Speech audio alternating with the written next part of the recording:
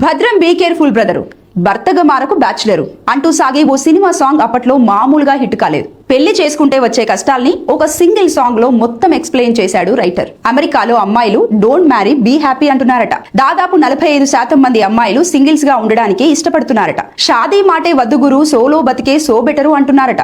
అంతర్జాతీయ ఆర్థిక దిగ్గజం మోర్గాన్ స్టాన్లీ తాజా నివేదిక ఇదే విషయాన్ని స్పష్టం చేస్తోంది. 2030 నాటికి అంటే మరో 4 ఏళ్లలో అమెరికాలో 25 నుంచి 44 ఏళ్ల వయసున్న మహిళల్లో దాదాపు 45% మంది పెళ్లి చేసుకోకుండా, పిల్లలు లేకుండా ఒంటరిగానే జీవిస్తారట. ముఖ్యంగా కెరియర్ పై ఫోకస్ పెరగడం, కార్పొరేట్ కల్చర్ దీనికి కారణమని చెబుతోంది ఈ నివేదిక. పెళ్లి కంటే చదువు, నచ్చిన ఉద్యోగం, సమాజంలో గుర్తింపు వీటినే కోరుకుంటున్నారట అమ్మాయిలు.